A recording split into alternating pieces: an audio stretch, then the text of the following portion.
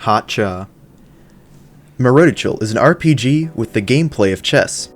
You play as Cheese, an avid chess player who gets thrown into another dimension, the woods, to defeat the great dragon that lives at the deepest layer of HE double hockey sticks. Throughout your journey, you'll discover a wide variety of chess sets you can use to bolster your army, even if the only piece worthwhile is the fort chess cannon. This game features 73 game pieces, 32 characters, 6 chapters, and 15 songs. There's a New Game Plus mode that allows you to replay the story with a much higher difficulty level. You can upgrade your king with the king's equipment. There's a manual. I also put a lot of secrets in this game. For example, I think only like 1 or 2 people have even seen the Chaturanga pieces, but I'm getting carried away. This video will explain the production of this game, as well as how people responded to it, and a bit of post-development. So first things first, let's jump into So here's the people who worked on the game. First is me, freelance Unity developer as of 4 years, certified gamer, and have done BPA before, and got 2nd place. BPA stands for Business Professionals of America. This video revolves around the VO3 software engineering team, which is a national competition. That's what we're entering, that's why you made this game, just to explain. Next is Jenny Hall, currently taking the application development course at DACC, was a production manager for multiple projects in the past, and a good artist. Finally, there's Nicholas Carr, currently taking the Wildlife Resource Management course at DACC. He doesn't know much programming, but he's a god among men when it comes to music. I also want to thank Matt Gladura for playtesting, Dylan Frace for voicing Refrigerator, and Rachel Gaddy for designing Cheese.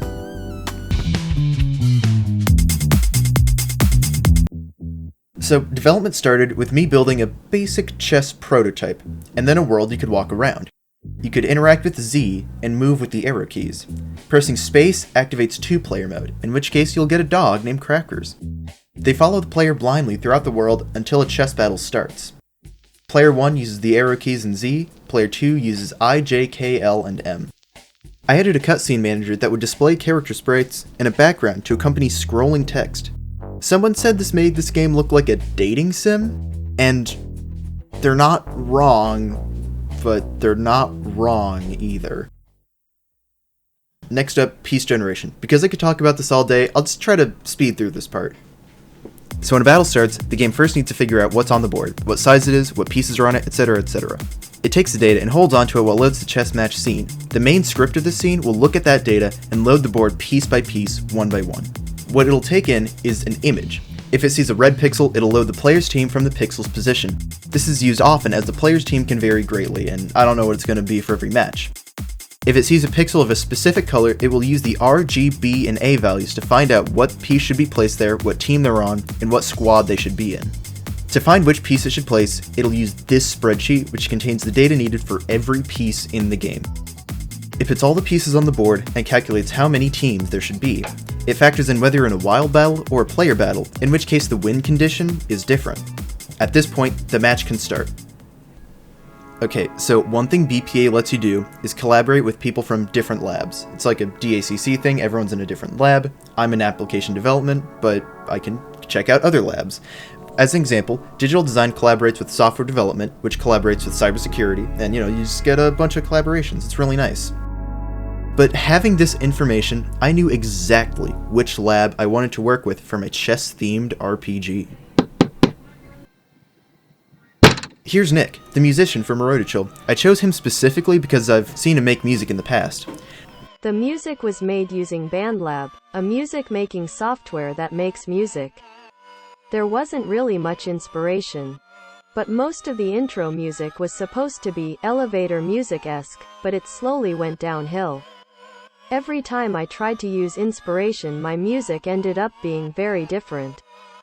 I mostly used synths and bass guitars because those are the coolest sounding to me. I wanted to try to make music with sine waves, but I didn't have the patience. Basically, I hit random notes until something vaguely like music appeared. This is my first time making music, and you can actually hear the difference. Just listen to this.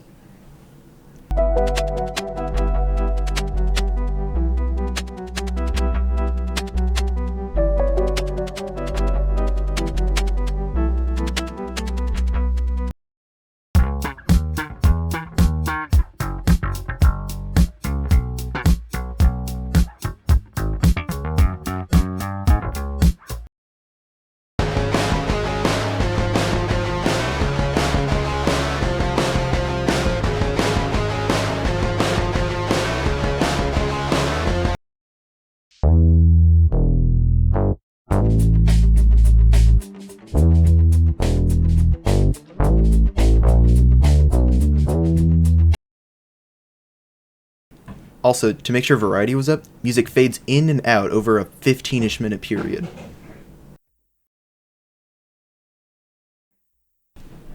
So the art was split between myself and Jenny. Jenny would draw the classic chess pieces, and I would draw the characters and other chess pieces.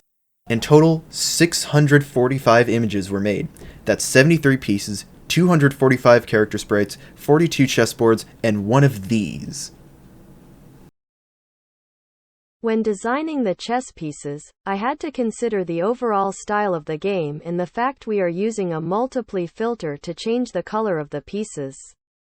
Due to this filter, all pieces had to be colored white, and with the game having a more simplistic art style, when I was designing the chess pieces, I had used reference pictures from the internet and simplified the designs to the point of them being outlines of the basic shapes of the pieces.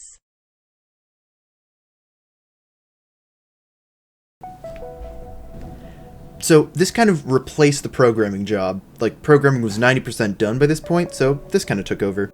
To build levels, I used Unity's terrain system, hitboxes made in Blender, and loading zones that I programmed myself. I'm not sure if there's much to say about level building, because it was mostly just shake the terrain. But I will note a few levels that I did like. Now, the underworld was based on the volcano from the dungeon trail. I made it so you can see the floors below you as you go up. The Grandmaster's Lair has a series of corridors that directly reflects the biomes in the dungeon trail. This is mostly just aesthetics, but I kinda like it. The forest is split up into 3 parts: the light forest, the normal forest, and the dark forest. Barely anyone went to the light forest, everyone just flooded the dark forest. Because at first, it was way too obvious. Everyone just got in and got lost. So I added a path to guide you through it, and then I hid it, so you can't see it. All the graves in the graveyard are just shogi pieces. In the underworld, a terrible being will get you if you wait around for too long. No one has seen this yet, I think. This game includes 73 individual pieces, most of which can be crafted and upgraded. The manual contains a short description of every piece, and the in-game piece inspector, press C, gives information about any piece you click on. The symbols on Zhang Qian's shogi pieces show you how they're gonna move, at least vaguely. Refrigerator's pieces have little crowns on them. To configure the refrigerator pieces move scheme, I just kind of punched in random numbers, so it's kind of good, I don't know. Can I just talk about this guy for a bit? They kill by jumping over the first piece they see. This wasn't my doing, this is just how Zhang Qi is played. The flag that activates this is literally called leapfrog. You have to Mario 64 long jump over other pieces, and so many people went, hey, is that supposed to happen? And yes it is. It's not my fault. Their fault. You know, since I'm on about it, let's just look at this guy. Alright, moves side to side without killing, kills by firing in a straight line ahead of itself. It seems really simple, seems like a rook with a couple extra details, but just tell him, Matt. Matt, how strong are the cannons? You know, they're pretty good. You know, I can just, yep. Oh no, they're pressuring one of my cannons. Oh no. So yeah, weakest piece on the board, right? Yeah, weakest. Yeah. I guess every piece that's a cannon is just kind of busted. Also, this guy, keep a very close eye on them because they will get you. Regular pawns straight up bully Shogi and Zhang Qi pawns. Classic pawns and 4 chess knights are kind of rivals. Upgraded zombie pawns can go! And these guys exist. Hi. In total, I think 73 pieces is pretty good. There are only 3 days of development remaining. And now that we have everything together, the levels, the code, the characters, we can finally make memes out of the sprites from the final cutscenes. Me, when I eat the silicone gel packets. You are on the roof. 15-foot bike. 15-foot bike.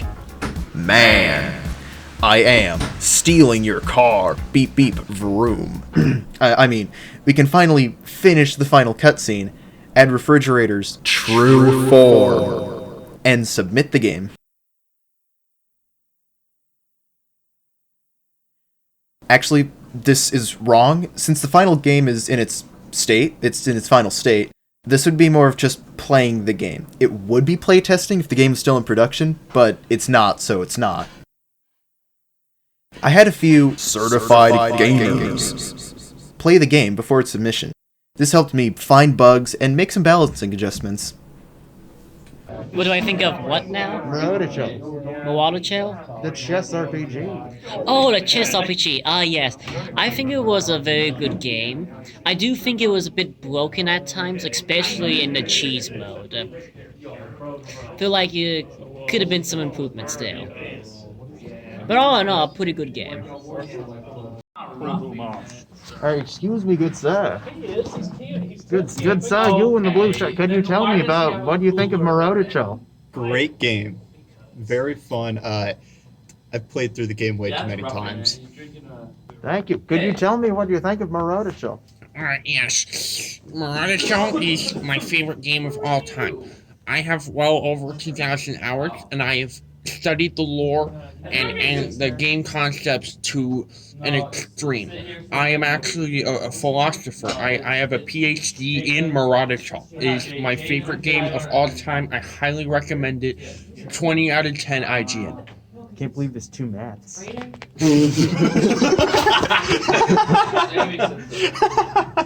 don't... What do you want from me? You want an what are you I don't... Well, I don't know what to say, Reese. Good game. I knew you were gonna do this. I had a whole bit planned out and I just forgot it. I think it's a very good game. I'm very biased because I designed the main character, but yeah, I think it's a really good game, really impressive. And yeah, he better win or I will be sad. Amazing, 10 out of 10, would play chess again. I still haven't completely played through it once, even though I'm one of the developers. So, I wasn't planning on doing many bug fixes because the game was kind of done and it didn't seem too bad. I mean, some of the bugs left were just like the fun ones, you know. But I think I might go back and do that because the things I've seen just make me feel sad. So after working on this project, I wanted to make a newer, better game. This game had a very strict time constraint, so I wanted to make something where I could take my time and make it how I really wanted it to look. This game would feature most of the same characters and be a direct continuation of Marottichal 1, so I wanted to make sure the player didn't just lose their project between games. That kinda sucks. Games like Patapon and Terraria let you continue progress from one game to the next, so why can't mine? I wonder if I can load save files from an outside application. At this point, I had officially gained far too much power.